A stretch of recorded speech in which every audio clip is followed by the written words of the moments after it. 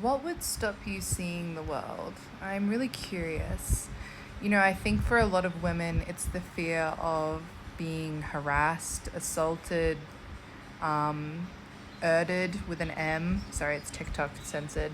Being attacked, being hurt, being potentially, you know, and particularly being sexually harassed. I think that's a massive thing that stops women traveling.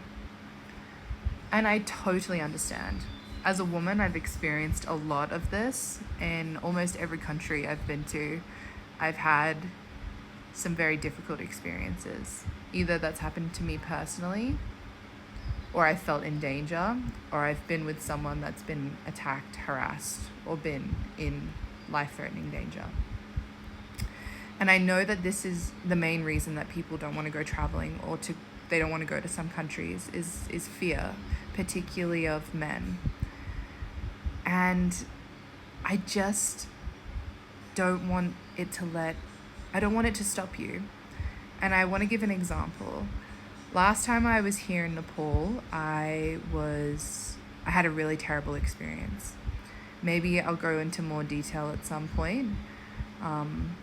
I was quite young at the time, and I went out at night, and I got harassed. I had a really bad time. I got assaulted by multiple people, and I was really scared coming back to Nepal that it would taint my experience and that I would have a bad time here, and that I would be scared, or that I would hold resentment for the men in this country, or the people in this country.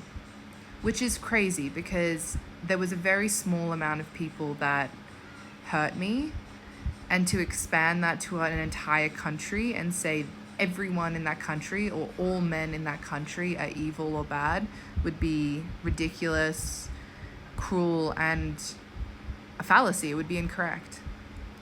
But at the same time, I understand why some women and some people feel like this. Once you've been hurt, you don't want to be hurt again.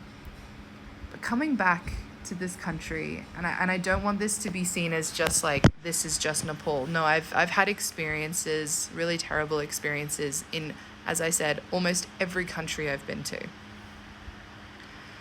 But also, I have to be realistic that I've had the most incredible experiences, some of the kindest and most amazing life moments have happened in these countries.